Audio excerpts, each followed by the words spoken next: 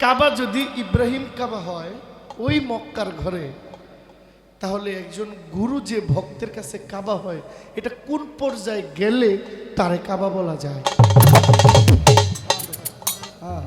লালন ফকির ভেবে বলে, ছেলে মরে মায় শুইলে, যে ছেলের উপরে মায়ের হাত থাকে, দোয়ার হাত, আশীর্বাদের হাত, ওই সন্তান পৃথিবীর কোথাও আটকায়? কেউ আটকে রাখতে পারে? না না, মায়ের দোয়া করলে সন্তানের কোনো ক্ষতি হয়? জীবনও না। বরং মায়ের দোয়া করলে সন্তান অলি হয়। হ্যাঁ, ঠিক। কিন্তু লালন বলছেন, লালন ফকির ভেবে বলে, সন্তান মরে মায় শুইলে, এই মাটাকে সন্তানটাকে। নামাজ পড়া যেমন ফরজ, গুরু ধরাও ফরজ। কোরআন বললে আমার কোনো আপত্তি আছে? না, এই পৃথিবীতে কোরআনের উপরে কোনো আইন আছে? নাই কোরআনের উপরে কোনো সত্য আছে? নাই কোরআনের উপরে কোনো সংবিধান আছে? নাই কোরআনের উপরে কোনো বই আছে? নাই। কোরআন যা বলে তার উপরে কোনো কথা নাই। তাহলে কোরআন বলছে গুরু ধরতে হবে, আমরা ধরি না কেন? আমরা ধরি না কেন? এখন কি কোরআন আমরা মানে কোরআন কি যারা কোরআন নিয়ে ভালো বুঝে তারা কি বুঝাইতে পারতেছে না, না আপনারা বুঝে নিতে পারতেছেন না? আপনি বলছেন খবরের 3টা প্রশ্ন করবে, হ্যাঁ, 3টা প্রশ্নের উত্তর দিতে পারলে তার কবরটা জান্নাতের গেট হবে, দরজা, বেহেশত পাবে। আবার বলেছেন রোমান ফেরেশতা আইসা কাফনের মধ্যে আমলনামা লিখে দিবে। ডান হাতে গেলে বেহেশতবাসী, বাম হাতে গেলে দোজখবাসী, ঠিক না? হ্যাঁ। আচ্ছা, এরপরে আবার পুল সেরাতের পুল আছে, মিজানের পাল্লা আছে, মিলে না তো। 3 প্রশ্নের উত্তর দিলাম, আটকাইলেন।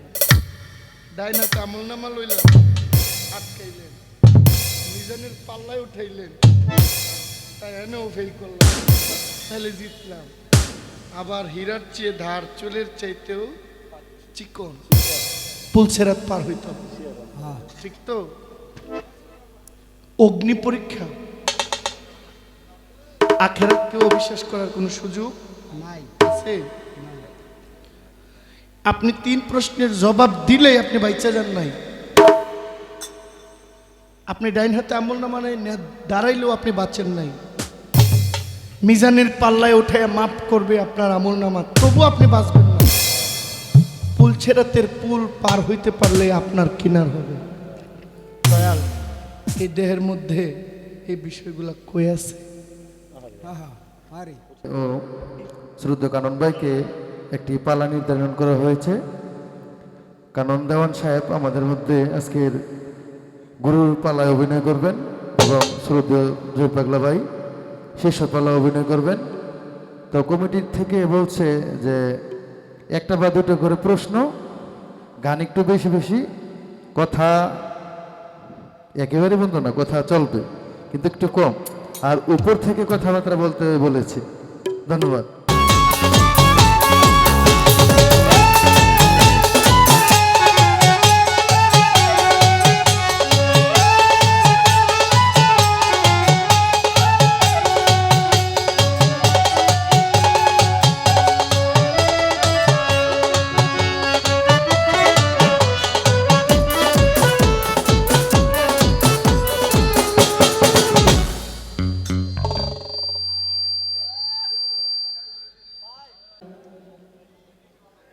সবকিছু মিলাইয়া চমৎকার।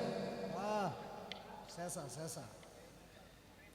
দেখেন, গোলাপ গাছটা কিন্তু কাঁটাযুক্ত, ফুলটার দাম অনেক বেশি।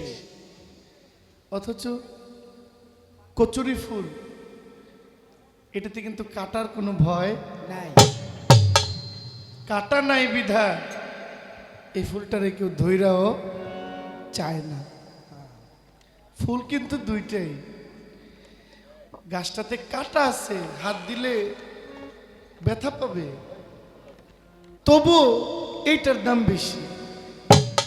আর ওইগুলো এক আটি বাইন্ধে গড়ায় শুয়ে থাকলে বিছে এগুলোর উপর গই রইলেও আঘাত নাই, কিন্তু এটার দাম কি আছে? নাই নাই খেজুর গাছটা কাঁটাযুক্ত, খেজুরের রসটা খাইতে খুব স্বাদ। কে? আনারস গাছটাও কাঁটাযুক্ত, এটার ফলটা খাইতে বেশ ভালো। আমি নরম মানুষ তো, সমস্যাটা হইল এই জায়গায়, একে নতুন মাঠে, এরপরে হইল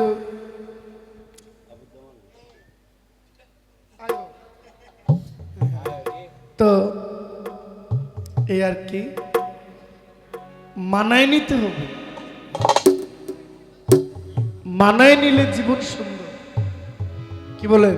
হ্যাঁ ঠিক ঠিক মানায় নিতে পারলে জীবন সুন্দর জীবন সুন্দর, আর না মানায় নিতে পারলে এটা দুঃখজনক।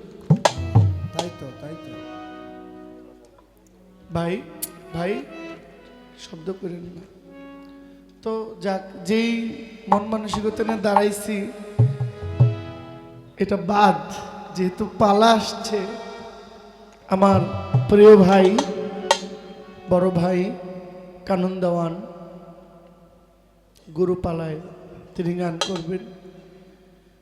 তুমি এই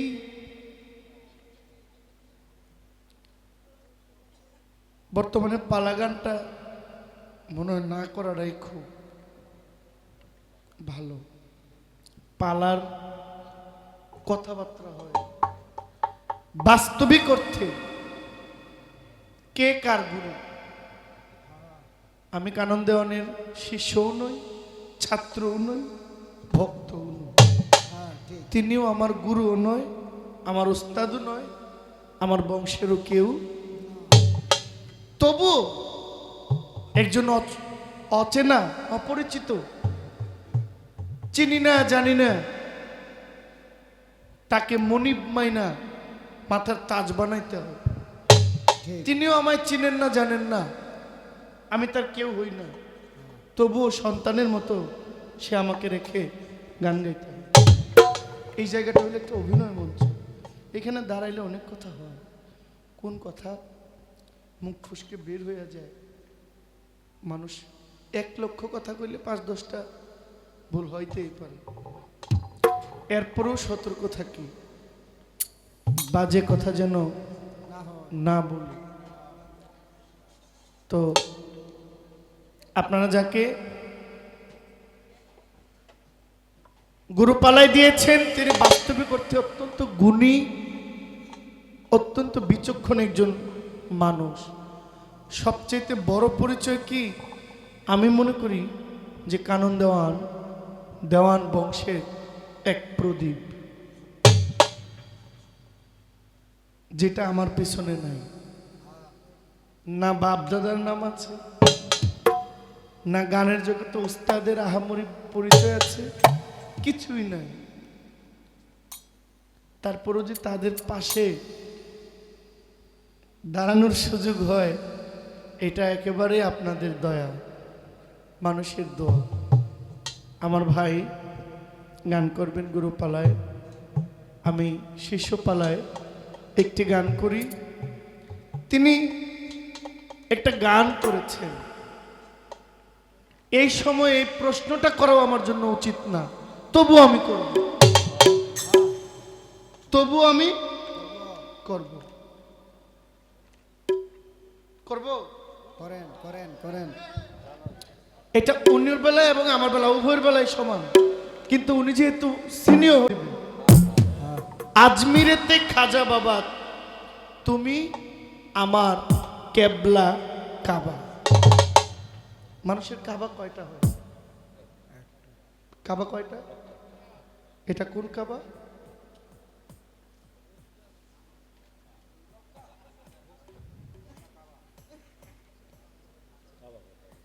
এটা হইল হেরেম শরীফ। এটা কি? পৃথিবীতে সবচেয়ে বড় মসজিদ হলো 3টা, একটা হইল হেরেম শরীফ, মসজিদে নববী, বাইতুল আকসা। 3টা মসজিদ। ভাই আমি আপনার ভাই হয়ে বলছি, পালায় না যায়, পালায় যাওয়ার আগে কাবা যদি ইব্রাহিম কাবা হয় ওই মক্কার ঘরে, তাহলে একজন গুরু যে ভক্তের কাছে কাবা হয়, এটা কোন পর্যায়ে গেলে তারে কাবা বলা যায়?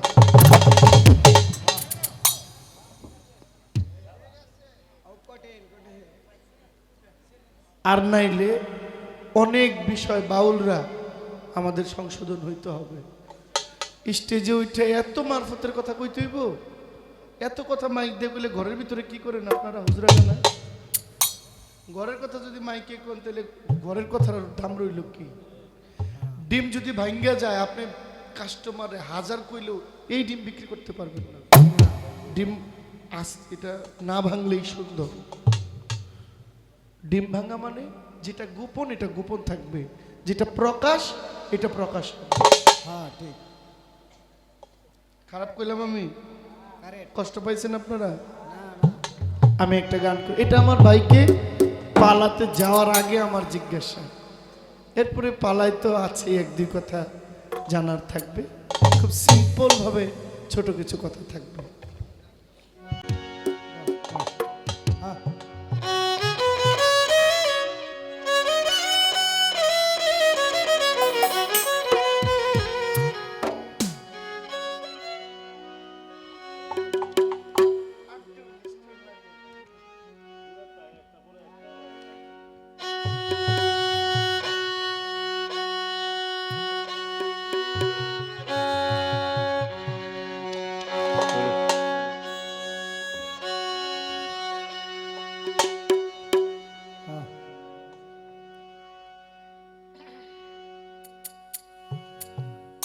একটা লালন ফকিরের গান করি, লালন শেঠজি।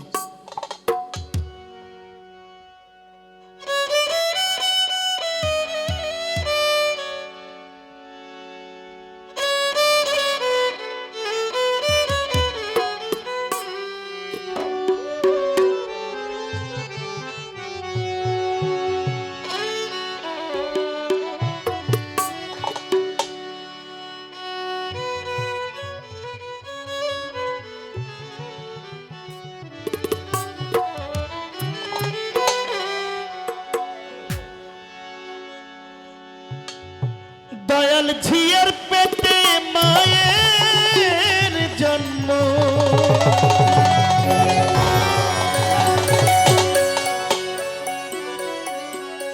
ও দয়াল ঝিয়ার পেটে মায়ের জন্ম,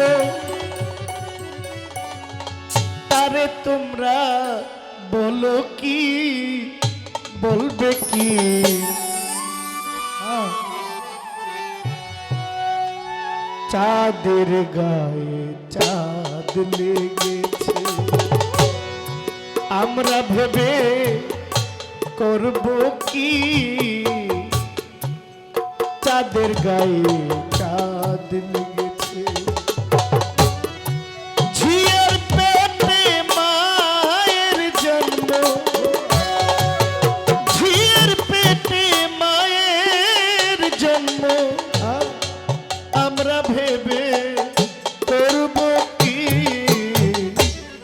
চাঁদের গায়ে চাঁদ লেগেছে, আমরা ভেবে করব কি? চাঁদের গায়ে চাঁদ লেগেছে, ও আমরা ভেবে করব কি?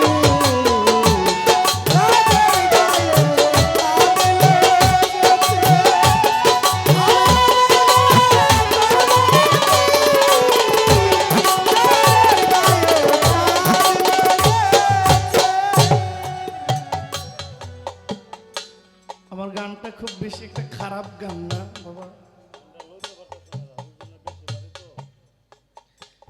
এই জন্যই চাইছিলাম যে একটু সালাউদ্দিন ভাই এই ওরা ধরে কতক্ষণ গাইয়া যাওনগা আর কি।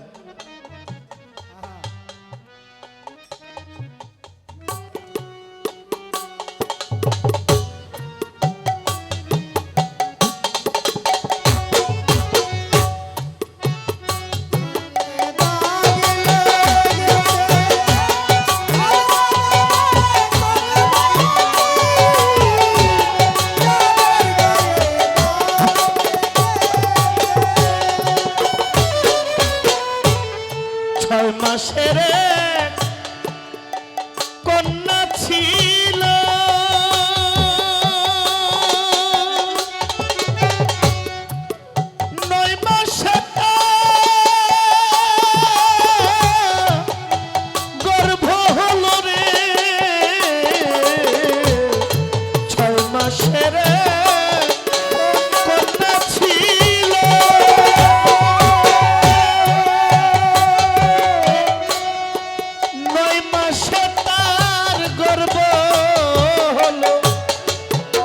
11 মাসে 3টি সন্তান, 11 মাসে তার 3টি সন্তান। বলো কোনটাই করবে ফকিরি, চাঁদের গায়ে চাঁদ লেগেছে। আমরা ভেবে করব কি, চাঁদের গায়ে চাঁদ লেগেছে।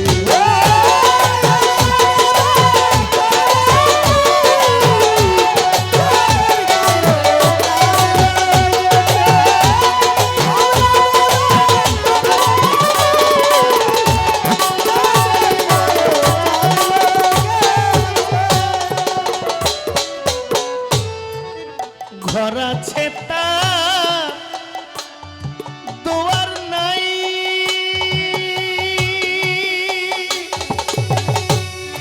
ঘরে মানুষ আছে বাক্য নাই। ঘর আছে তার দুয়ার নাই,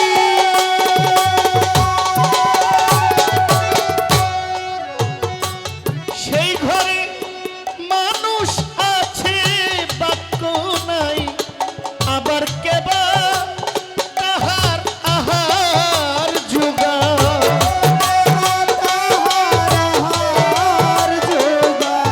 আবার কেবা তাহার আহার জোগায়। কে জ্বালায় সন্ধ্যা বাতি, চাঁদের গায়ে চাঁদ লেগেছে। আমরা ভেবে করব কি, চাঁদের গায়ে চাঁদ লেগেছে।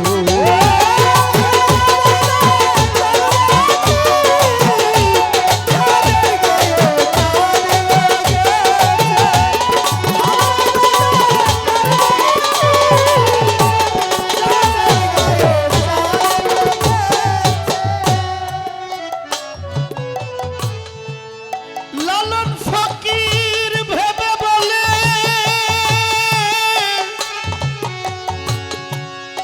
ছেলে মরে মাকে ছুঁইলে গো। লালন ফকির ভেবে বলে,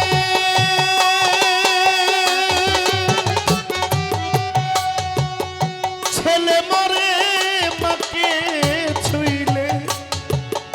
এই কয়েক কথার ভেদ না জানলে,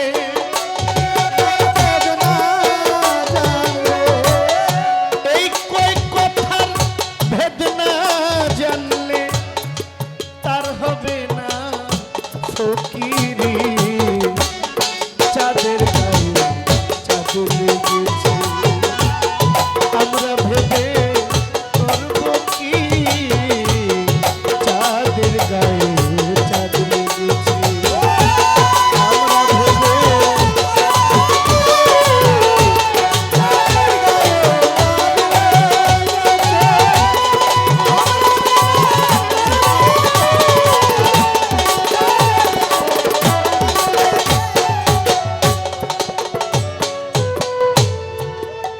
এই গানটা পুরোটা গান প্রশ্নের উপরে দাঁড়ানো। চাঁদের গায়ে চাঁদ লেগেছে, আমরা ভেবে করব কি? ঝিয়ের পেটে মায়ের জন্ম, তারে তোমরা বলো কি? আমার যিনি গুরু, আমি পুরো গান অনেক কথা বাবা, আমার একটু আগ্রহ এই গানের 2টা পয়েন্ট 2টা জায়গা আমার একটু জানার আগ্রহ। লালন ফকির ভেবে বলে, ছেলে মরে মায় শুইলে। যে ছেলের উপরে মায়ের হাত থাকে, দোয়ার হাত, আশীর্বাদের হাত, ওই সন্তান পৃথিবীর কোথাও আটকায়? কেউ আটকে রাখতে পারে? না না, মায়ের দোয়া করলে সন্তানের কোনো ক্ষতি হয়? জীবনও না। বরং মায়ের দোয়া করলে সন্তান ওলি হয়। হ্যাঁ, ঠিক। কিন্তু লালন বলছেন, লালন ফকির ভেবে বলে, সন্তান মরে মায় শুইলে। এই মাটাকে, সন্তানটাকে। বাবা,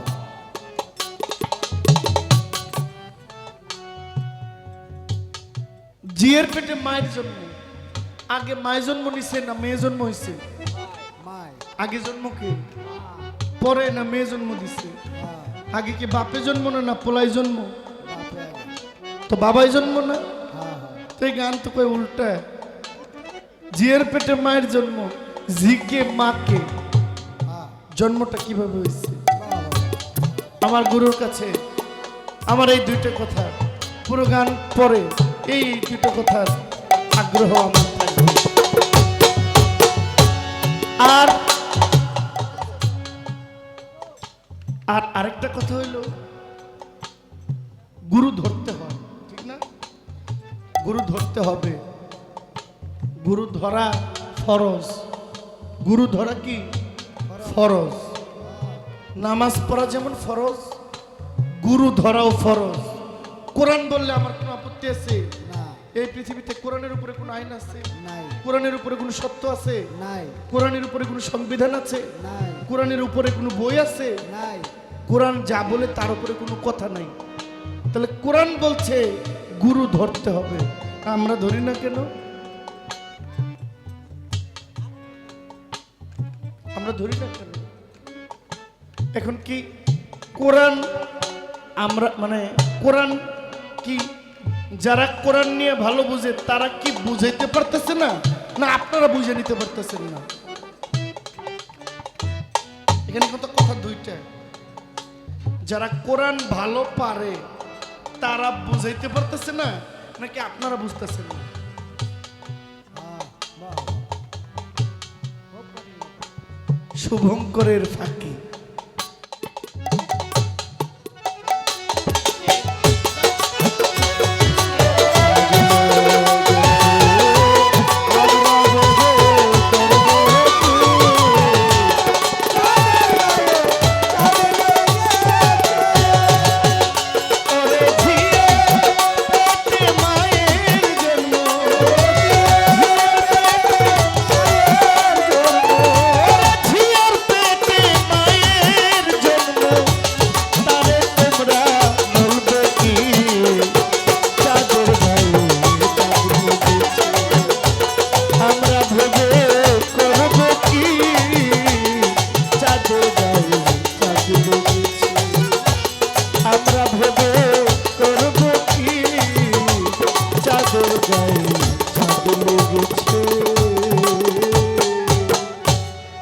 আমার এই ঢোলটা একটু কম।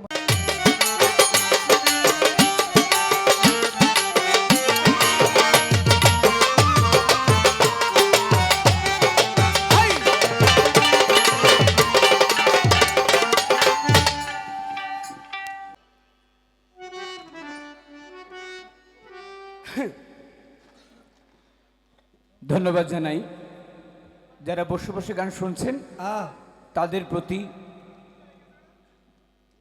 খুব সুন্দরভাবে শিষ্য পক্ষ থেকে গান করলেন আমাদের জহির পাগলা। এত সুন্দর গান করার জন্য, তার উপস্থাপনের জন্য, সুন্দর সুন্দর কিছু প্রশ্ন করার জন্য আমাদের জহির পাগলার প্রতি ধন্যবাদ। পাশাপাশি ধন্যবাদ জানাই যারা তার সাথে সঙ্গত করলেন, ঢুলি বাঁশি হারমোনিয়াম এত সুন্দরভাবে সঙ্গত করার জন্য তাদের প্রতিও ধন্যবাদ।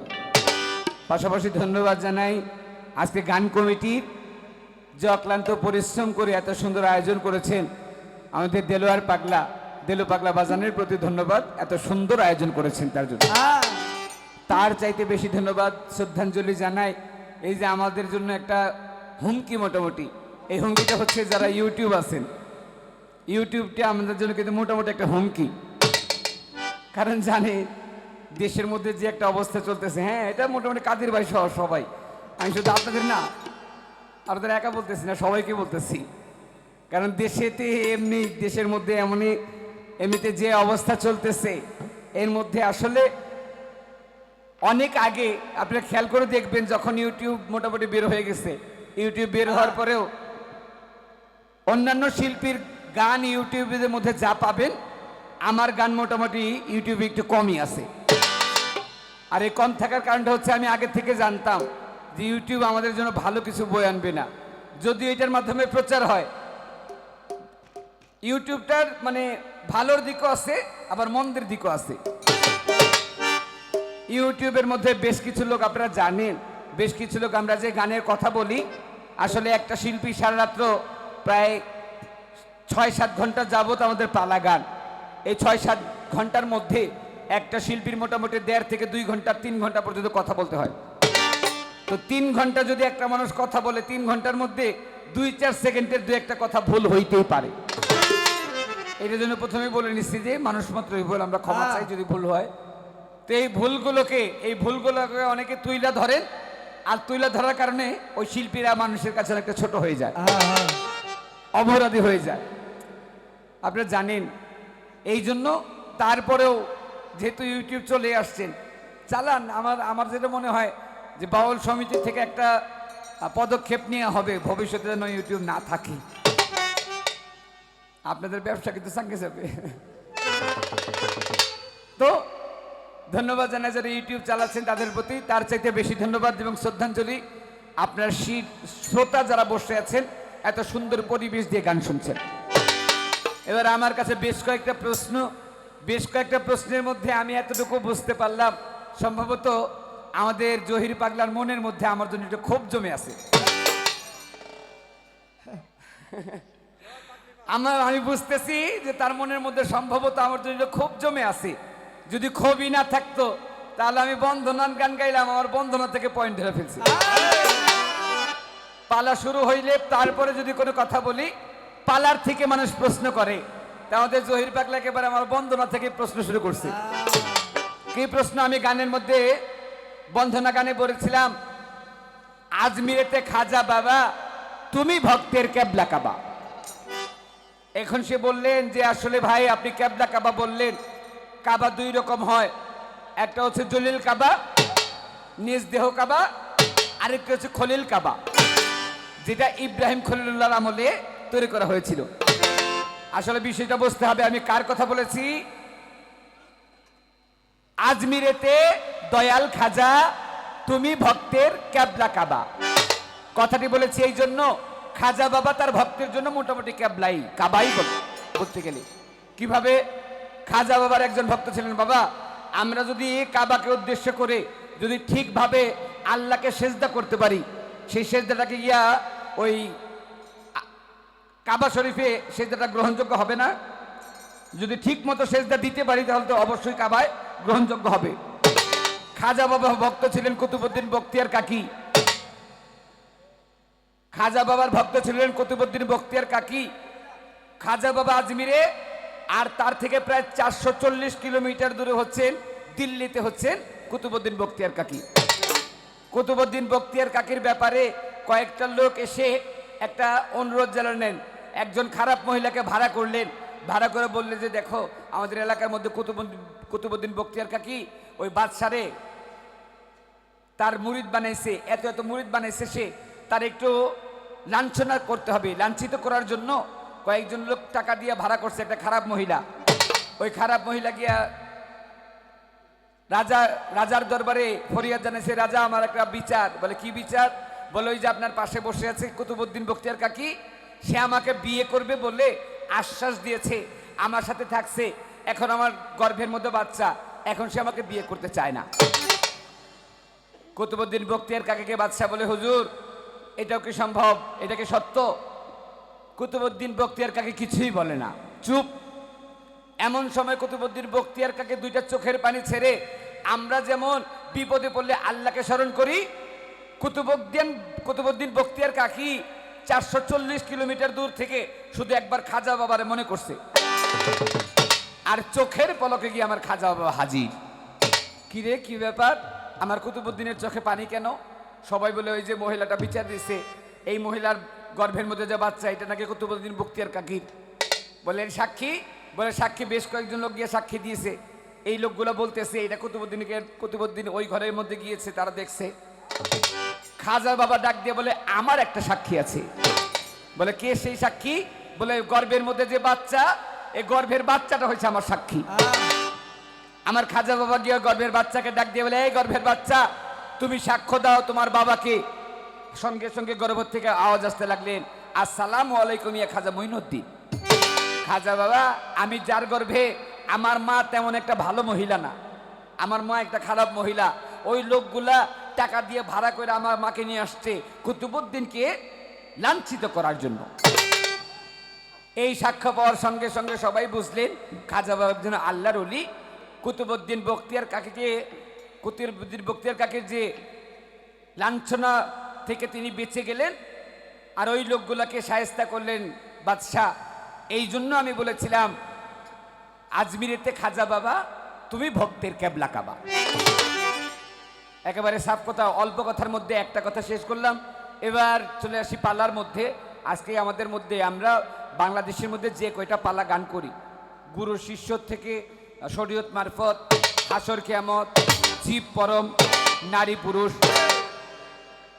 নবদ বেলায়েত, যত রকম পালাই গাই, সবচেয়ে মূল্যবান পালা হচ্ছে এই গুরু শিষ্য। তা আসলে বাবা আমি তো আর আমাদের জহির পাগলার গুরু না, বা প্রকৃতপক্ষে আমি গুরু না, গুরু হচ্ছেন আপনারা। যারা বিচার বিবেচনা করতে পারে তারাই হচ্ছে মূল গুরু। তা আপনারাই প্রকৃতপক্ষে গুরু। গুরু হচ্ছে আজকে আমাদের বাবা তোমার দরবারে।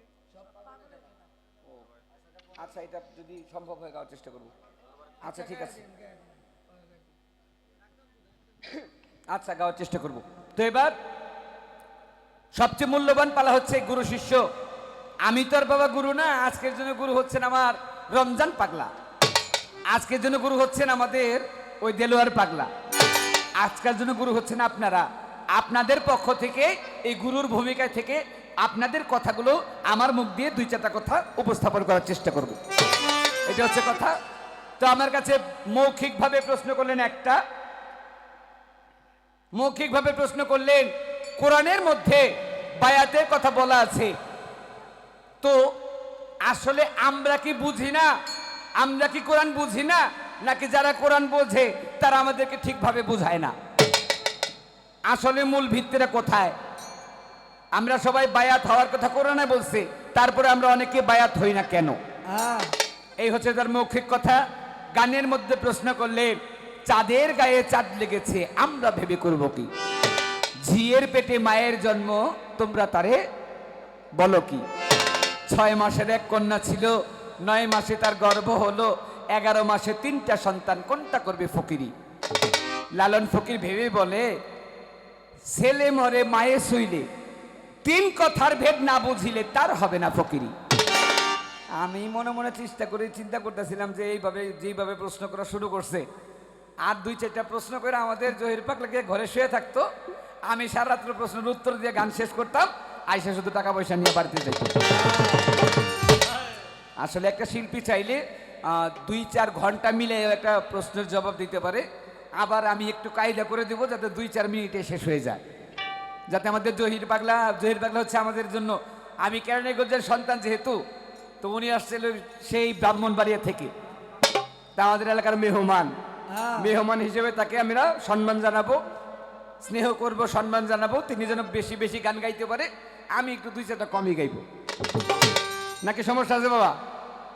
তো ধন্যবাদ জানাই। আগে ছোট্ট করে আমার পালা থেকে একটা গান করি, গানের পর চেষ্টা করবো তার কথা জবাব দেওয়ার জন্য।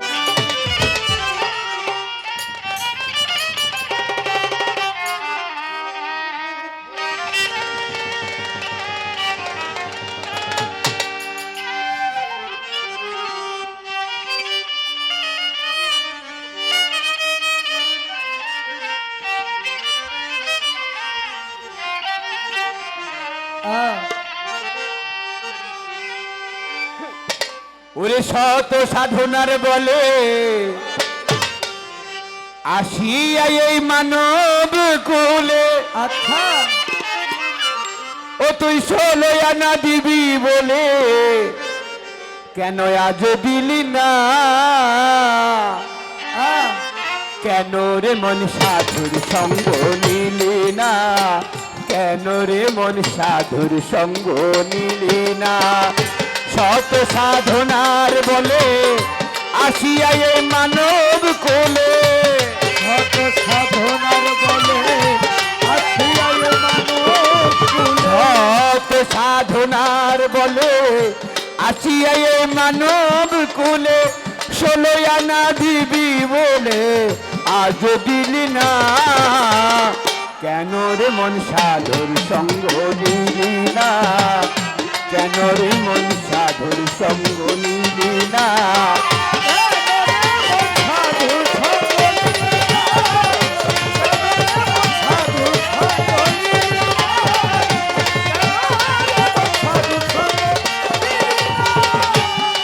তুমি যার লাগিয়া এসেছো তারে কি মন দেখেছো, চোখ দুটি খেয়েছো তুমি চোখে দেখো না। ও রে মন যার লাগিয়া এসেছো তারে কি মন দেখেছো, চোখ বুঝি খেয়েছো, চোখে দেখো না।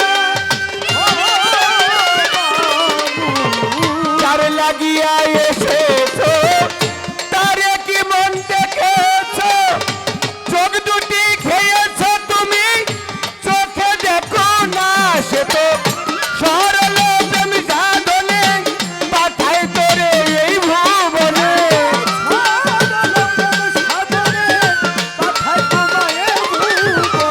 সরল প্রেম সাধনে পাঠায় তোরে এই ভুবনে। কেন রে মন কামরিনে হইলি তুই দেনা মানুষ, কেন রে কামরিনে হইলি তুই দেনা। কেন রে মন সাধু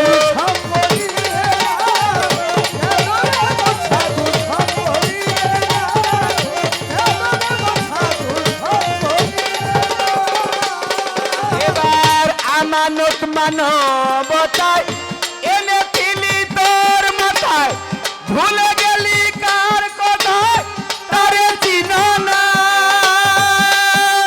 ও মন রে আমানত মানবতায়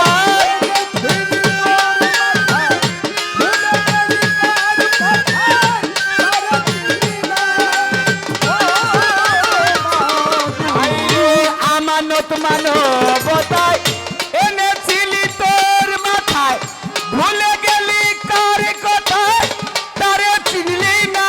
দিলি মহাজনের মাথায় বাড়ি, লাভে গেল কমতি পরি।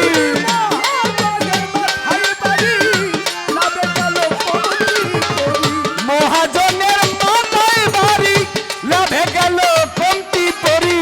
কাম সাগরে ডুবলে তোরি টানলে জাগে না রে তোর, কাম সাগরে ডুবলে তোরি টানলে জাগে না। কেন রে মধুর শত সাধনার বলে আছিয়াই মানব কুলে, শত সাধনার বলে আছিয়াই মানব কুলে, ষোলো আনা দিদি বলে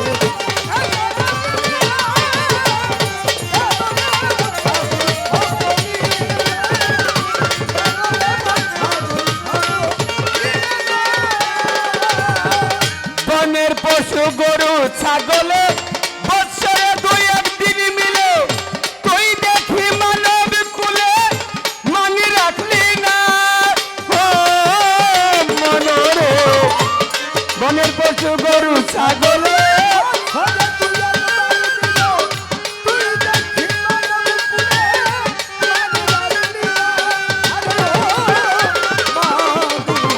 বনের পশু গরু ছাগলে বৎসরে দুই একদিন মিলে তুই দেখি মানব কুলে মানে রাখলি না। এমন মানুষ হইতে পশু ভালো, মানব জনম দিতা গেল।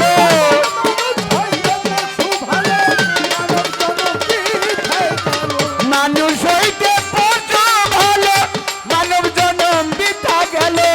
মানব কুলে জন্ম হইল মরণ হইল না কেন, মানব কুলে জন্ম হইল মরণ হইল না কেন রে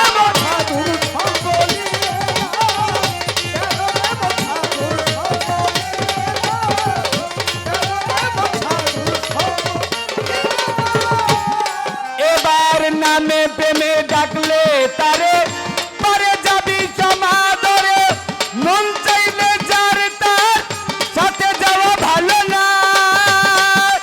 ও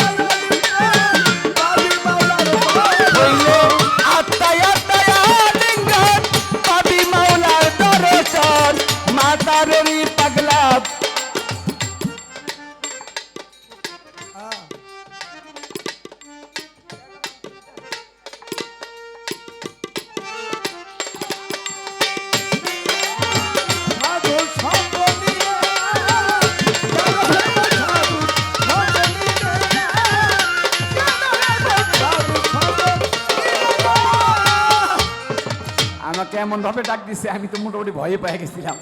কিন্তু আসলে ডাক দিয়েছেন একটা এসকে, একটা ভাবের চোটে। মাতাল কবি রাজ্জাক যেন গানটা করাতে আমার দাদা ভাই 1000 টাকা পুরস্কার করলেন। ধন্যবাদ দাদা ভাইয়ের প্রতি, সবার প্রতি ধন্যবাদ।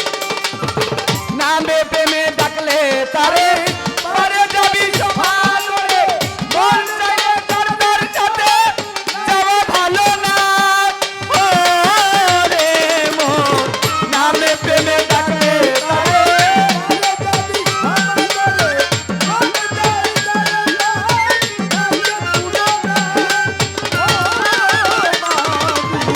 নামে প্রেমে ডাকলে তারে, নামে প্রেমে ডাকলে তারে পরে যাবি জমাত রে, মন চাইলে তার তার সাথে যাওয়া ভালো না। হইলে আল্লাহ আল্লাহ আলিঙ্গন পাবি আল্লাহর দর্শন। হইলে আল্লাহ আল্লাহ আলিঙ্গন পাবি মাওলার দর্শন। মাতালেরই পাগলা বচন পিঠা যাবে না রে পাগলা, মাতাল রাজ্জাকের পাগলা বচন পিঠা যাবে না। কেন রে মোর জাদু সঙ্গ দিলে না, কেন রে মোর জাদু সঙ্গ দিলে না, কেন রে মোর জাদু সঙ্গ দিলে না। সেইভাবে তুই আমার কাছে করে জিজ্ঞাসন, ভুলি নাই কথা করিব পূরণ। যেভাবে তে আমার কাছে জিগাইয়া যায়, বলেন কানন দেওয়ান আপনি বললেন রাজ সভায়, ঝিয়ের পেটে মায়ের জন্ম কি করিয়া হয়। এই কথাটি বলিবেন নিশ্চয়। ভুলি নাই কথায় আমার মনে পড়ে, আমি তাহার কথার উত্তর দিব ধীরে ধীরে ধীরে। এইভাবে তে সবাই মিলে থাকিলে নীরব, ওরে আমাদের মনের কথা বলা যাবে সব। আর উঠা বসা কইরা কেহ করলে গন্ডগোল, আমাদের কবিত্বের মাঝে হইতে পারে ভুল। এই যে মা জননী এক পাশে থেকে, এই পাশে না এই পাশে, ঠিক আছে, একটা পাশে গিয়ে, হ্যাঁ পাশে গিয়ে নাচানাচি করলে, সামনে থেকে যদি নাচানাচি করে একটু সমস্যা হয়। হ্যাঁ, ঝিয়ের পেটে মায়ের জন্ম আমার বলতে হবে এই আসরে। আমি বলবো কথা বলবো ধীরে ধীরে আস্তে। বাবাজি খেয়াল করে দেখেন, আমার নানির কাছে আমার মা কি ছিল? আমার নানির কাছে আমার মা ছিল ঝি। সেই ঝি থেকে আবার ঝিয়ের পেটে আবার বর্তমানে আমার যে বোন, আমার বোনের বাচ্চা হয়েছে। তা আমার বোনের বাচ্চারা আমার বোনকে ডাকে মা। মা জন্ম নিল কই? মা জন্ম নিল নানির ঝিয়ের পেটে। তাহলে মায়ের ঝিয়ের পেটেই মায়ের জন্ম হয়। এটা এক পন্থায়। আবার আরেক পন্থায় কাম এবং প্রেম থেকে কামের উৎপত্তি। কিন্তু আবার কাম যদি স্পর্শ করে তাহলে প্রেম কিন্তু সেখানে টিকে না। এই জন্য লালন সাইজে বলেছেন, লালন ফকির ভেবে বলে, ছেলে মরে মায়ে ছুইলে। প্রেমের মাধ্যমে দুজন একসাথে কাছাকাছি আসে। দুইজনের প্রতি যখন আকর্ষণ থাকে, প্রেমের আকর্ষণটা থাকে। প্রেমের আকর্ষণ থাকলে একজন আরেকজনের কাছাকাছি আসে। কিন্তু কাছাকাছি যাওয়া ভালো, কাছাকাছি গিয়ে তার মধ্যে আবার একটুখানি কাম ঢুকে যায়। যখন কামের মধ্যে লিপ্ত হবে তখন আর প্রেমটা থাকবে না, প্রেম তখন মারা যাবে। জিজ্ঞেস করে, 6 মাসের এক কন্যা ছিল, 9 মাসে তার গর্ভ হইয়াছিল। এই কথাগুলো অবশ্য আমাদের জহির পাগলা বলে নাই। তারপর আমি এইটা গানের যে ব্যাখ্যাটা, ছোট করে গানের ব্যাখ্যাটা দিয়ে যাই। সেটা হচ্ছে, 6 মাসের এক কন্যা। আমার দেহের মধ্যে যখন 6টা রিপু, যতদিন পর্যন্ত মানুষের যৌবন শক্তি না আসে ততদিন পর্যন্ত মানুষ পুরোপুরি রিপুগুলো তার মধ্যে আসে না। আমি যখন বাচ্চা অবস্থায় ছিলাম তখন কিন্তু আমার মধ্যে কাম জিনিসটা ছিল না। যখন আমি বাচ্চা ছিলাম তখন আমার মধ্যে হিংসা জিনিসটা ছিল না। কাম, ক্রোধ, লোভ, মোহ, মদ, মাৎসর্য। যখন মানুষ যৌবনে পদার্পণ করে তখন কাম, ক্রোধ, লোভ, মোহ, মদ, মাৎসর্য, এই 6টা জিনিস যখন মানুষের শরীরের মধ্যে আসে তখন তার বয়স আছে 6 মাসের এক কন্যা। 6 মাসের এক কন্যা ছিল, 9 মাসে তার গর্ভ হইল। এই 6 মাসের কন্যা যখন গুরুর কাছে গিয়া, গুরুর কাছে আছে নববিধা ভক্তি। যখন 9 রকমের ভক্তি দিলাম, 9 রকমের ভক্তি দেওয়ার পরে আমার 6 মাসের এক কন্যা ছিল, 9 মাসে তার গর্ভ হইল। গুরুর জিহ্বালিঙ্গ, শিষ্যের কর্ণজনী। এই গুরুর জিহ্বালিঙ্গ দিয়ে শিষ্যের কর্ণজনীর মধ্যে যখন বীজ মন্ত্র দেয়, এই বীজ মন্ত্রটা ভিতরে বসে থাকে। এই বীজ মন্ত্রটা থাকলে তখন 9 মাসের গর্ভ হয়ে যায়। ভক্তি দিলে 9 মাসের গর্ভ হয়। 9 মাসে গর্ভ হইলে 11 মাসে 3টা সন্তান, হুলকদম, নেগাবর কদম, সফরদল রতন, খোলাদান জমান, মুআয়না, মুরাকাবা, ফানাবি শায়েক, ফানাবি রাসুল, ফানাফিল্লা, বাকাবিল্লা। এই 10টা 11টা স্টেশন যখন পার হয়ে যায় তখন 3টা জিনিসের জন্ম হয়। সেই 3টা জিনিস হচ্ছে বিবেক, বুদ্ধি, জ্ঞান। 3টা জিনিস উৎপত্তি, বিবেক, বুদ্ধি, জ্ঞান। এই বিবেক, বুদ্ধি, জ্ঞান 3 জনের মধ্যে ফকিরি করবে হচ্ছে যার মধ্যে বিবেক আছে। বিবেক থাকলে সে ফকিরি করতে পারে, যার মধ্যে বিবেক নাই সে ফকিরি করতে পারে না। এই তো তাহার কথা ছিল, আমি দিলাম শেষ করিয়া। আরে কোথায় আসলে গেছে রে বলিয়া। বাবা আছে, মানুষ যখন মারা যায়, মানুষ মারা গেলে কবরের মধ্যে দেয় না? তাহলে কবরের মধ্যে আমি যে কথাগুলো বললাম, এই কথাগুলো বলাতে, উত্তর দেওয়াতে এক বড় ভাই 200 টাকা পুরস্কার করলেন, আলহামদুলিল্লাহ ভাই। এইভাবে দিলেই ভালো লাগে। হ্যাঁ, যেহেতু আপনারা কথাগুলো শ্রবণ করতেছেন, বলার সাহসটা পাচ্ছে, এই জন্য ধন্যবাদ। এবার যেহেতু কবরের মধ্যে মানুষ থাকে, তাহলে সেটা তো, কবরটাও তো একটা ঘর। কবর একটা ঘর, কিন্তু ঘরের মধ্যে কোনো দরজা আছে? ঘরের মধ্যে কোনো দরজা নাই। ঘর আছে, তার দুয়ার নাই। লোক আছে, তার বাক্য নাই। কবরের মধ্যে যে মানুষ থাকে তার মুখ দিয়ে সে কিছু বলতে পারে না। ঘর আছে, দুয়ার নাই। লোক আছে, তার বাক্য নাই। কে বা তাহারে আহার যোগায়, কে দেয় রে সন্ধ্যাবাতি? আপনার আত্মীয় স্বজন যখন আপনাকে কবরের মধ্যে রাখবে, কবরের মধ্যে আপনার আত্মীয় স্বজন রেখে যখন 40 কদম দূরে আসবে, তখন কবরের মধ্যে 2 জন ফেরেশতা নামে, মুনকির, নকির। 2টা ফেরেশতা প্রত্যেকটা মানুষকে 3টা করে প্রশ্ন করবে। যে ব্যক্তি 3টা প্রশ্নের উত্তর দিতে পারবে, ওর জন্য কবরটা হবে একেবারে জান্নাতের দরজা। আর যে ব্যক্তি একটা প্রশ্ন উত্তর থেকে যাবে, ওর ওইখান থেকে শুরু হবে তার আযাব শুরু হবে ওইখান থেকে। 3টা প্রশ্ন করবে। প্রথম প্রশ্ন করবে, মান রাব্বুকা, তোমার রবকে? আমি যদি এই পৃথিবীতে বিশ্বাস করি আল্লাহ আমারে দুনিয়াতে পাঠাইছে, আবার আল্লাহ ইচ্ছা করলে আমাকে নিয়ে যেতে পারে, সেদিন আমি জবাব দিতে পারবো রাব্বি আল্লাহ। 2 নাম্বার প্রশ্ন করবে, হুমান দিনুকা, তোমার দিন কি? আমি যদি শান্তির ধর্মে, ইসলাম ধর্মের মধ্যে দীক্ষিত হই, ইসলাম ধর্ম অনুসারে চলতে পারি, ওই দিন জবাব দিতে পারবো দিন আল ইসলাম। 3 নাম্বার প্রশ্ন করবেন, হুমান রাসূলু, তোমার রসুলকে? একটা ছবি দেখাবে, এই ছবিটা দেখিয়ে বলবে এই লোকটাকে চিনো, লোকটাকে তোমার রসুলকে। সেই লোকটা হচ্ছে যার যার প্রিয় মুর্শিদের। যদি মুর্শিদের কাছে বায়াত হয় তাহলে মুর্শিদের ছবি, আর যদি কোনো ব্যক্তি মুর্শিদের কাছে বায়াত না হয় তার জন্য তার রাসূল কারীম সাল্লাল্লাহু আলাইহি ওয়াসাল্লামের ছবি, রাসূলের মাধ্যমে তার মুর্শিদের ছবি দেখানো হবে। যদি সেদিন জবাব, যদি মুর্শিদকে চিনি, যদি রাসূলকে চিনি, সেই দিন জবাব দেবে ইয়া রাসূলুল্লাহ। আর 3টা প্রশ্নের উত্তর যে না দিতে পারবে তার জন্য আযাব শুরু। এই 3টা প্রশ্ন করে 2 জন ফেরেশতা চলে যাবে। তারপর আরেকজন ফেরেশতা আসবে, তার নাম হচ্ছে রোমান ফেরেশতা। এই রোমান ফেরেশতা এসে আপনার যে কাফনের কাপড়, এই কাফনের কাপড় ছিঁড়ে, কাফনের কাপড়ের মধ্যে আপনি সারা জীবন কি কি কর্ম করছেন আপনার কর্মগুলো লেখে ওই রোমান ফেরেশতা এই আমল নামা আপনাকে ধরিয়ে দিবে। যেই ব্যক্তি ডান হাতে আমল নামা পাবে সে হবে জান্নাতি, যে ব্যক্তি বাম হাতে আমল নামা পাবে সে হবে জাহান্নামী।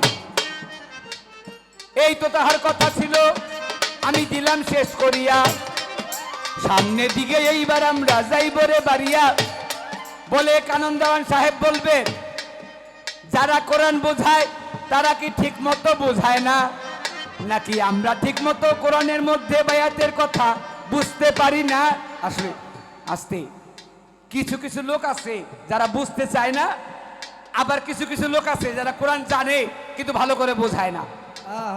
দেখবেন অনেক অনেক জায়গায় যারা পীর মুর্শিদের বিষয়টা, আহলে বায়াতের বিষয়টা অনেক অনেক বড় বড় আলিম ওলামারাও স্বীকার করে না বা মানুষকে তারা জানাতে চায় না।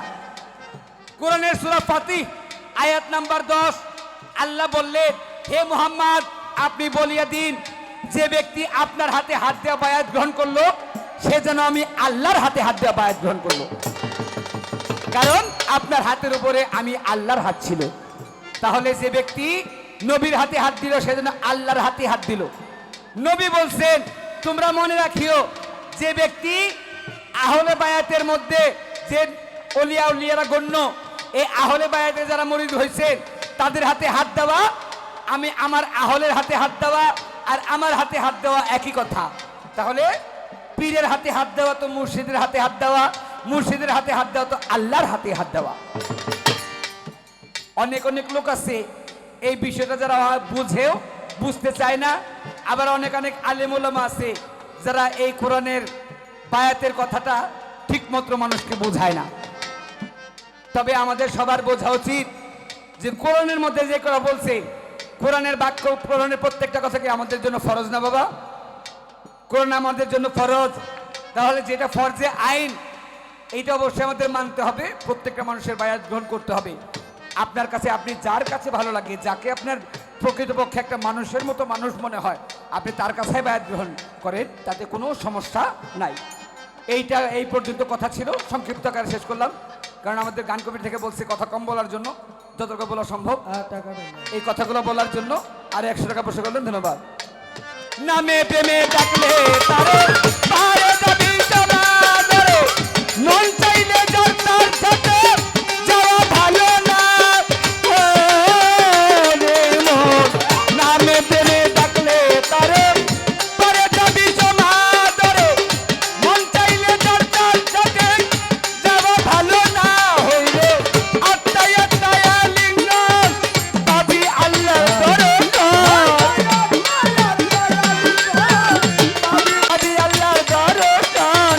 মাতালেরই পাগলা বচন বিঠা যাবে না।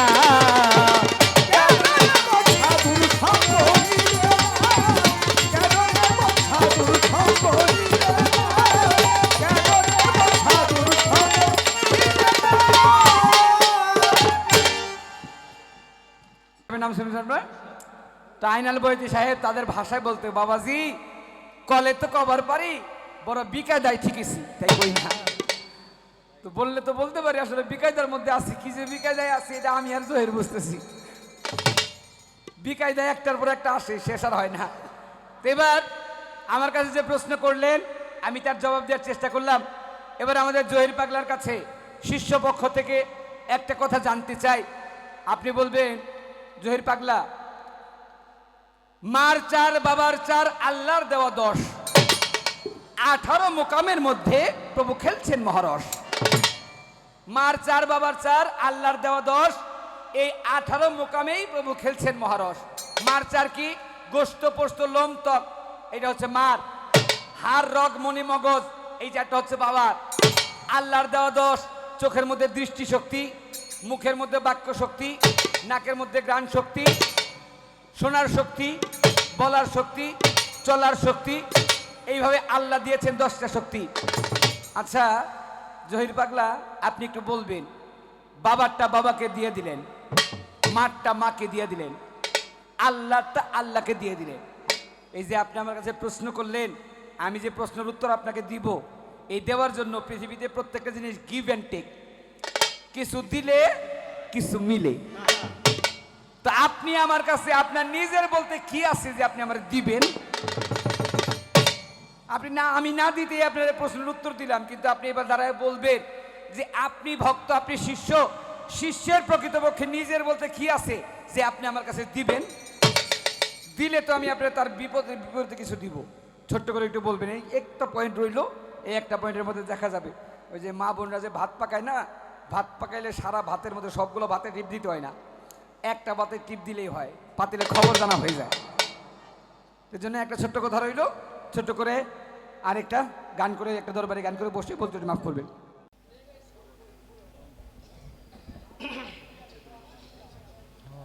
আপনারা যারা আছেন দয়া করে আছেন,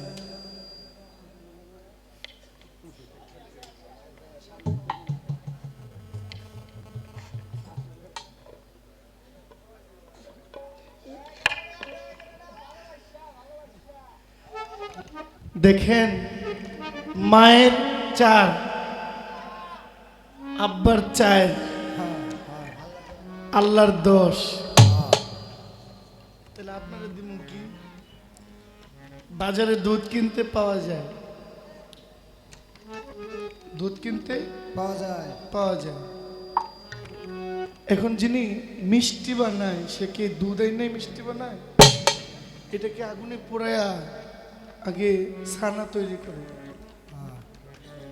ছানা তৈরি করে ওই ছানাকে গুল্লি করে রসের মধ্যে দিয়ে এটাকে মিষ্টি বানানো হয়। আচ্ছা, দুধে মাখন থাকে, 10 কেজি দুধ আনলে কি 10 কেজি মাখন পাওয়া যায়? না না, অল্প মাখন পাওয়া যায়। দুধ দেখা যায়, মাখন দেখা যাই না।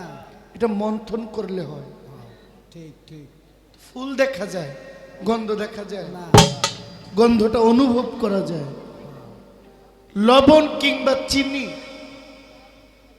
এটা দেখা যায়, এটা জিভে দেওয়ার আগ পর্যন্ত এটা কি লোনা না মিষ্টি এটা বোঝার কোনো উপায় নাই, নাই। কায়দা নাই। তেমনি আমার আসলে নিজের কোনো কিছু নাই, তবে দয়াল গুরুকে আপনাকে দেওয়ার মতো আমার কি আছে? আমি শিষ্য থেকে আমার ভক্তি, বিশ্বাস, আমার প্রেম, আমার আদব, এই বিষয়গুলো হলো আমার অর্জন। আর আপনাকে আমার ভক্তি ছাড়া দেওয়ার মতো কিছুই নাই। কোন ধনে আপনি খুশি, যেই ধনে আপনি খুশি এই ধন কি আমার আছে? মহর্ষি মনমোহন বলেছেন, আমি কি তোমার ভজন জানি? তুমি অভজনে আছো কিনা ভেবে মরিদিন রজু। যতটুকু ভজন করলে তুমি খুশি হবে অতটুকু কি আমার আছে? তবে পিতা গুরু, মাতা গুরু, গুরু জ্যেষ্ঠ ভাই, ইহার চেয়ে অধিক আপনি আমার ভজনের কামাল। রাখলাম দরবার থেকে আনোয়ার চিশতি, দেলোয়ার হোসেন চিশতি একটু ভাবের গান চেয়েছেন। আমাকে একটা গান আমার বন্ধু সালাউদ্দিন ভাই আমাকে দেখায় গেছে, নিশিরাইতে কারবাসী বাজে। আরে শেষা শেষা। তো আমি যেখানে গান করি অনেক সময় লাইভ দেওয়া হয়, সালাউদ্দিন ভাই আমাকে মেসেজ দিয়ে পাঠায়, গান খুব ভালো হইতেছে, এটার পরে এটা করলে আরো ভালো হবে। রাত্রটা ঘুমায় না, খালি আমার পাহারা দেয়। একের লোক, একের লোক। মাঝে মাঝে শিল্পীরা যে প্রশ্ন করে একটু উত্তরটাও দিয়ে, হ্যাঁ, এটা আরো বেশি ভালো। কারণ এই মাথাটা তো দৌড়ায়, ব্রেনটা তো আর এক জায়গায় নাই। একটু এই উপকারটা একটু করেন যদি বন্ধু হইয়া থাকেন। হ্যাঁ, ঠিক আছে।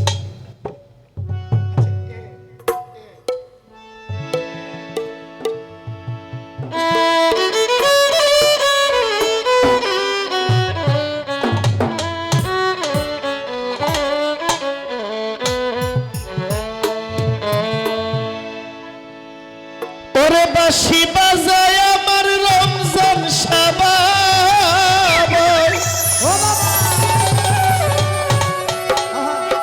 দেলোয়ার চিশতি বাঁশি বাজায় আমার রমজান শাবাব, কি না মধুর লাগে রে আল্লাহ,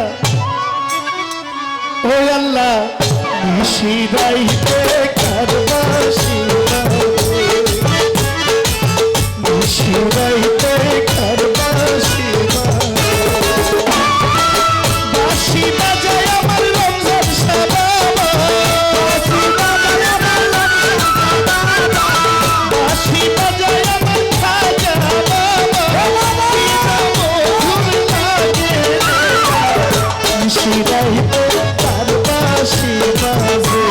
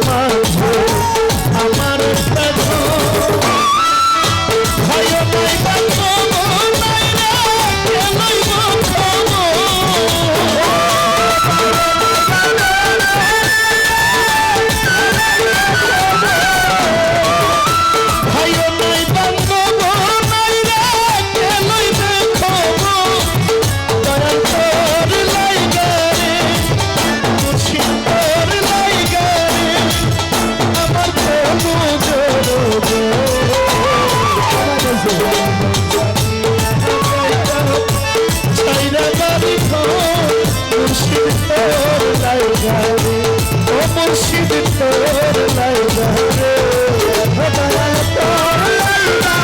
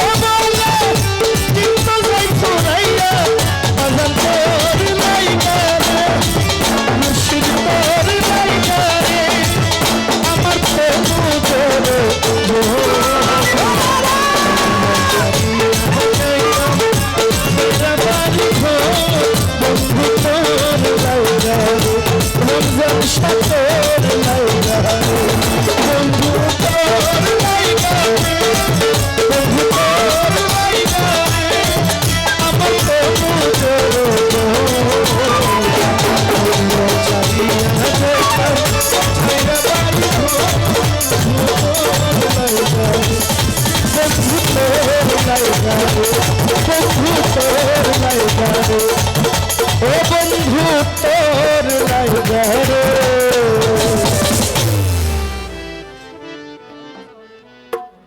ওইটার কারিগর কইটার আমার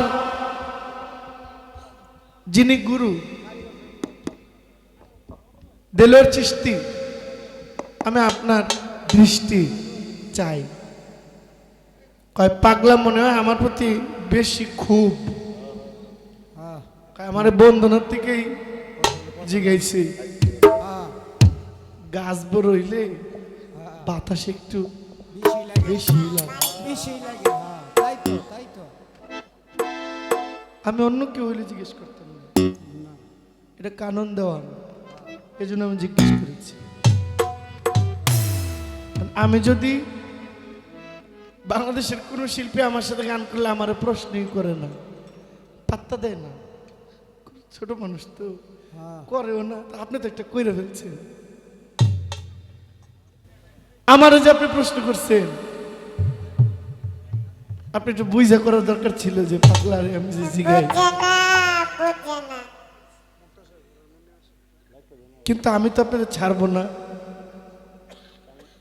আমার দুইটা কথা, ও ও আমি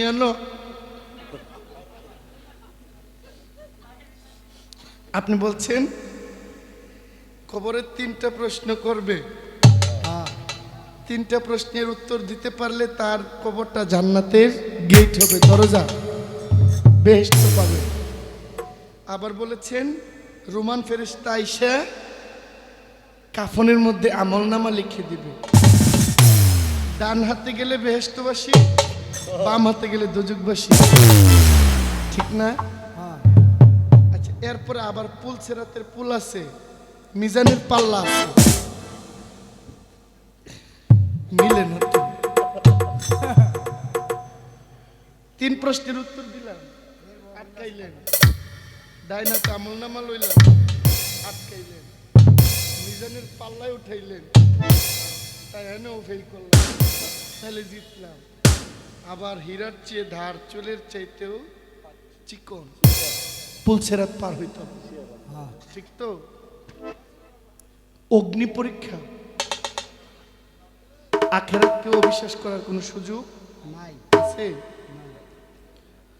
আপনি 3 প্রশ্নের জবাব দিলেই আপনি বাইচা যান নাই। আপনি ডাইন হাতে আমলনামা দাঁড়াইলেও আপনি বাঁচেন নাই। মিজানের পাল্লায় উঠে মাফ করবে আপনার আমলনামা, তবু আপনি বাঁচবেন না।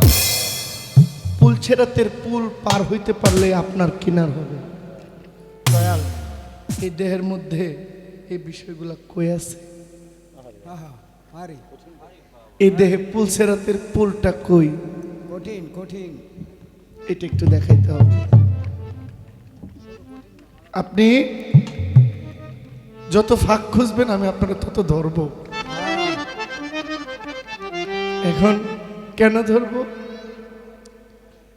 আমি এইখান থেকে আমিও জিজ্ঞেস করতাম না, কারণ এই কথাগুলো খুব সেন্সিটিভ এই সময় আইসা, তবু আমি জিজ্ঞেস করবো। এই জন্য ভালোর কাছে এটা ভালো হ্যাঁ ফল আছে, তাই তো তাই তো এটা জেনে বুঝে সজ্ঞানে এটা আমি আপনাকে জিজ্ঞেস করেছি।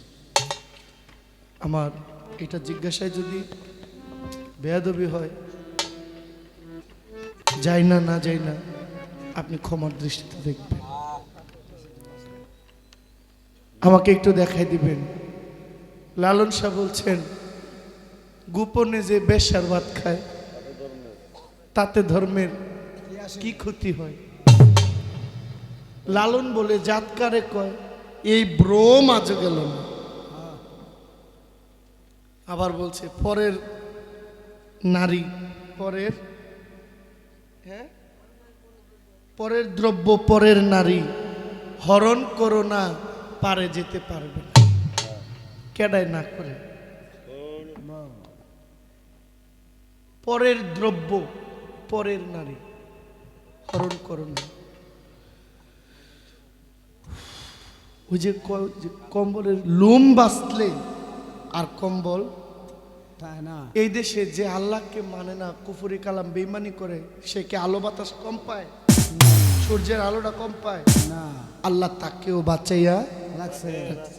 রাখছেনি। এই দেশে কাফের আছে না, আছে, আলো বাতাস কম পায়, আল্লাহর কোন রহমতটা সে পায় না? সব সব পায়। সব। তারপরও বিচারের একটা কাঠগড়া আছে। আল্লাহর প্রতি যার বিশ্বাস, বিচার তারই হবে, দয়া আল্লাহও করবেন। আপনি প্রথমে বলেছিলেন ইয়া রহমান ইয়া রহিম, এই দুই নাম দিয়ে শুরু, আহাদুল কাহার দিয়ে শেষ। আহাদুল কাহার নাম ধরার পরেও ইয়া রহমানের দরজাটা আল্লাহ খোলা রাখবেন। সুবহানাল্লাহ, সুবহানাল্লাহ। এই জন্য জালাল বলছেন, জন্মে যে পাপ করে নাই, আমার অভাব না থাকলে আমি কানন দেওয়ানের কাছে যাব? খিদা না লাগলে? আমার অভাব আছে বলে আমি আপনার কাছে আসব। আর আমি যদি আপনার কাছে না যাই, আপনি যে দেওয়ানওয়ালা এটা রইল কই? হ্যাঁ, আমি গেলেই আপনি দেওয়ানিওয়ালা, তাহলে দিবেন কারে? আশা করি আমার এই কথাটা একটু ভেঙে দিবেন।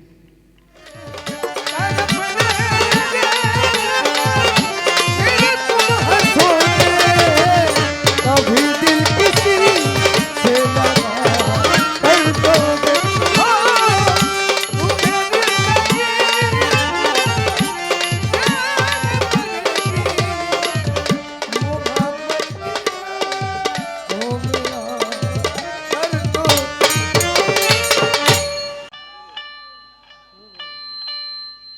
আল্লাহ, নয়েজ করে কোত্থেকে?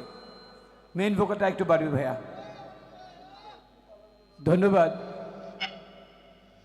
একটা বিষয় আছে, বিষয়টা হচ্ছে গান শোনার জন্য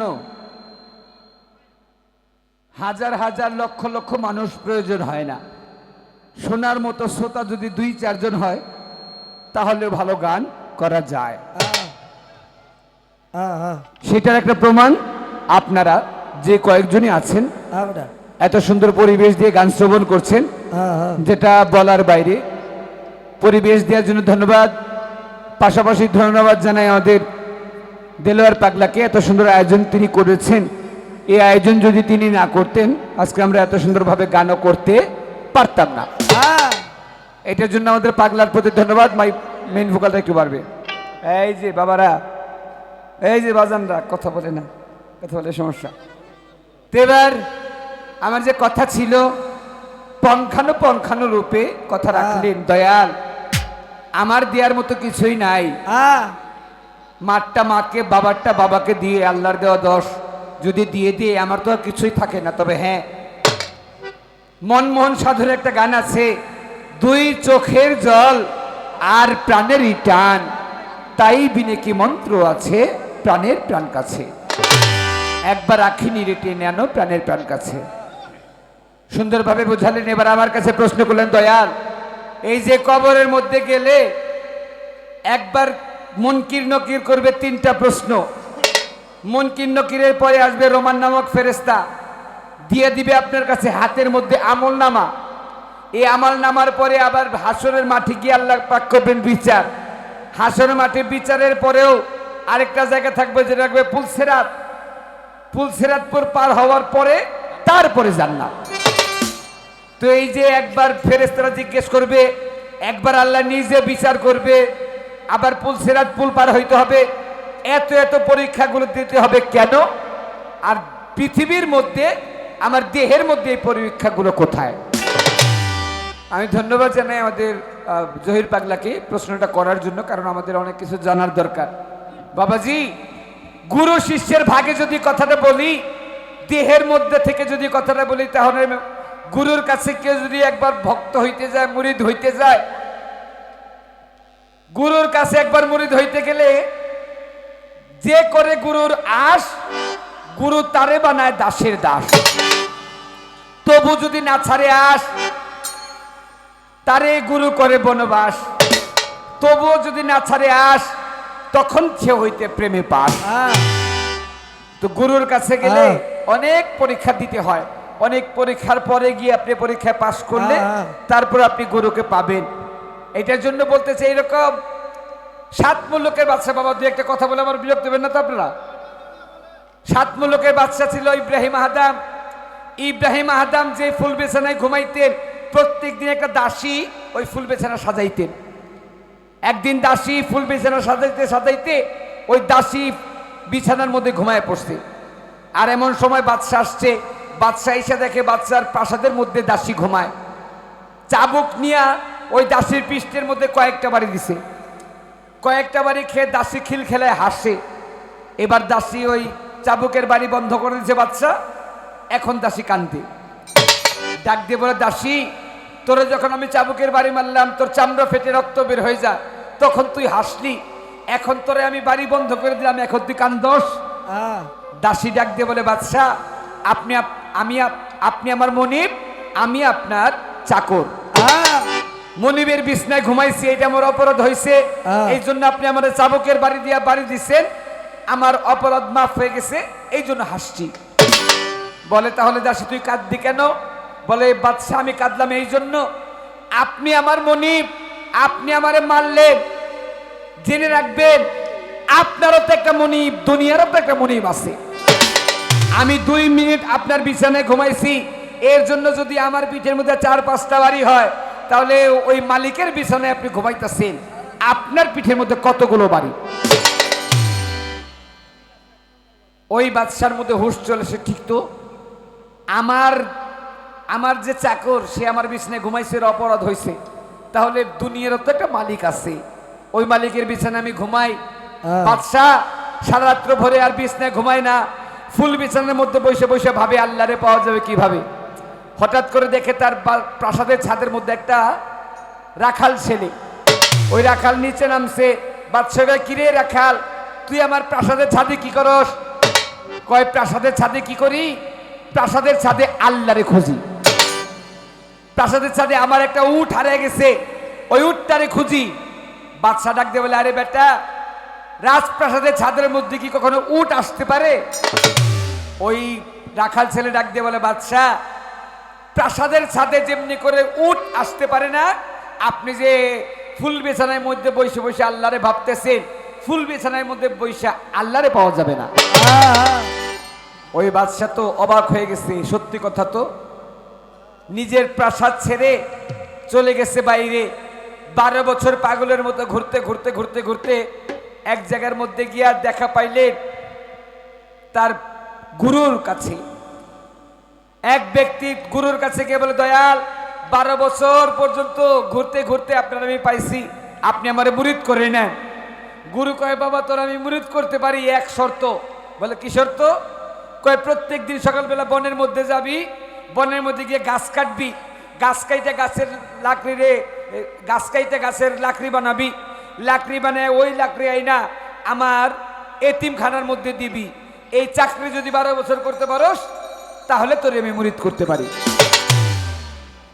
ওই বাদশা মনে মনে চিন্তা করে, 12 বছর জঙ্গলে জঙ্গলে ঘুরছি, মুরিদ হইতে পারি নাই, তারপরে যদি প্রভুর কাছে মুরিদ হওয়া যায়।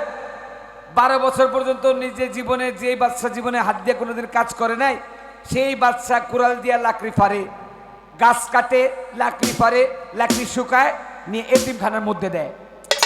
12 বছর হইতে মাত্র একদিন বাকি। ওই দিন বাদশা তার লাকড়ি নিয়ে যাচ্ছে তার গুরুর এতিমখানার মধ্যে। হঠাৎ করে পিছন থেকে একটা লোক আসছে, দুইজন যাওয়ার সময় ওই পথিকের লোক একটু ধাক্কা লাগছে। ধাক্কা লাগা বাদশার মাথা থেকে বোঝা পড়ে গেছে। বাদশা ঘুইরা ডাক দিয়ে কয়, রে হাওলা চাষার পো, আমার আগের দিনটা নাই দেখা, নাহলে আমার লগে ধাক্কা লাগোস, তোরা এত বড় স্পর্ধা। ঘুরা তাকায় দেখে সেখানে কোনো পথিক না, সেখানে তার গুরু নিজে দাঁড়ায় রয়েছে। বাদশাহ, জি হুজুর, 12 বছর পর্যন্ত জঙ্গলে জঙ্গলে ঘুরছো, তোমার বাদশাহী আছে? কয় না। 12 বছর বনে লাকড়ি কাটছো, 12 24 বছর, তোমার আগের দিনটা আছে? কয় না। কয়, তোমার আগের যদি কিছুই রইল না, তাহলে তোমার আগের মধ্যে যে তোমার মধ্যে যে একটা অহংকার ছিল, অহংকারটা তোমার মধ্যে রইল কেন? তোমার সাধনা করা হয় নাই, আরো 12 বছর চাকরি করো। আবার 12 বছর চাকরি করতে করতে 3 বারং 36 বছর সাধনা করতে করতে বাদশাহ ইব্রাহিম আদম বৃদ্ধ হয়ে গেছে। যেদিন 12 বছর পার মাত্র একদিন বাকি, ওই দিন লাকড়ি নিয়ে যায়।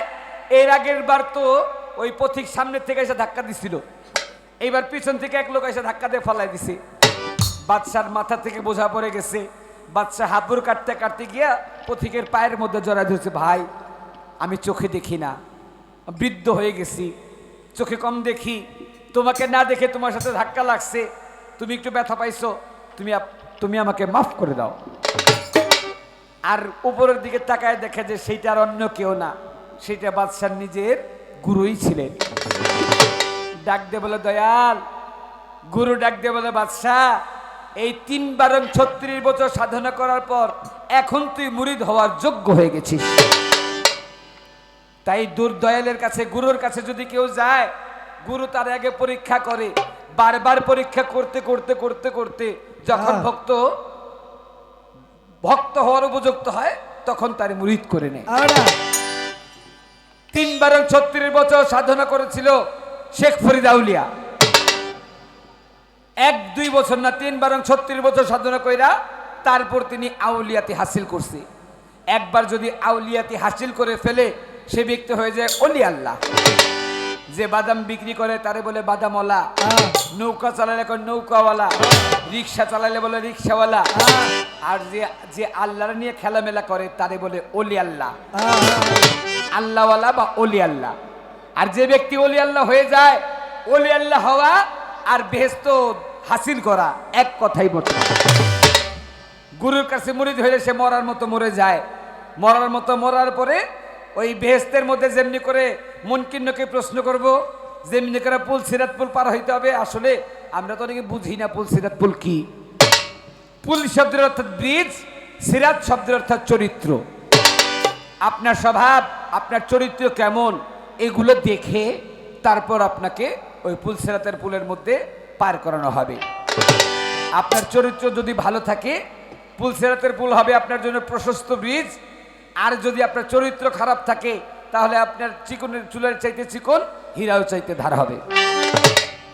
শেষ করলাম আমার জহির পাগলার কথা যতটুকু বলা সম্ভব। এমনিতেই কথা সংক্ষিপ্ত বলতে হবে, তারপর অনেকগুলো কথা বললাম, ভুল ত্রুটি হলে নিজ গুণে মাফ করবেন। এবার আবার একটু জিকিরের ভাবে যাই নাকি? আবার একটু জিকিরের ভাবে গিয়ে একটা বিচ্ছেদ গান করার চেষ্টা করবো। কত খেলা জানো রে বাবা, কত খেলা জানো, কত খেলা জানো বাবা, কত খেলা জানো। লাগাইয়া প্রেম রশি, লাগাইয়া প্রেম রশি, আস্তে ধীরে জানো রে, রঙ্গিলা রমজান ফকিরে, আমার রঙ্গিলা রমজান ফকিরে।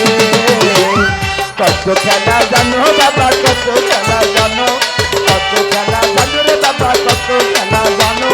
লাগাইয়া প্রেম রশি, লাগাইয়া প্রেম রশি, আস্তে ধীরে জানো রে, রঙ্গিলা রমজান ফকিরে, আমার রঙ্গিলা রমজান ফকিরে।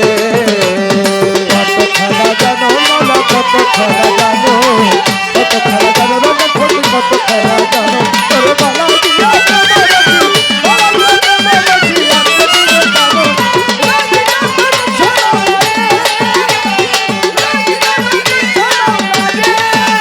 মাওলা রে,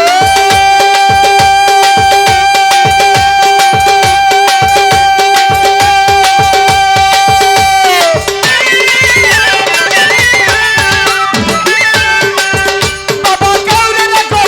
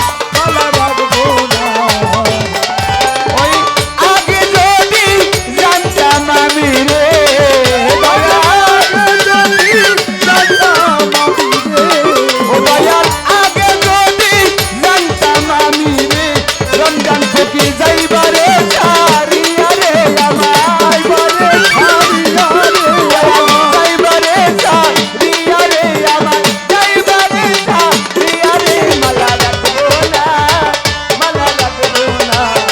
রে ও মালা রাখবো না রে ঘরে মালায় বড় জ্বালা রে রমজান জ্বালা রে মালা ফেলবো না রে ও মালা ফেলবো না রে সরকার শাহনাজে কপাল পোড়া রে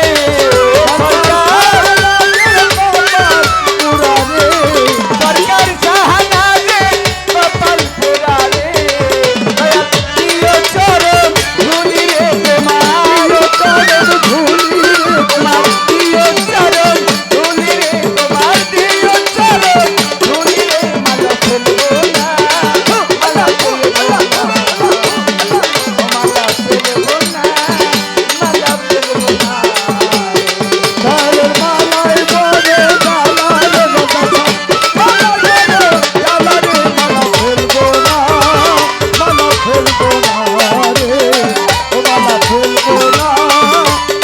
ফেলবো না রে দয়ালের মালায় বড় জ্বালা রে দয়ালে মালায় বড় জ্বালা রে দয়ালের মালায় বড় জ্বালা রে দয়ালে মালায় বড় জ্বালা রে মালা রাখবো না মালা রাখবো না ও মালা রাখবো না মালা রাখবো না মালা রাখবো না মালা রাখবো না মালা রাখবো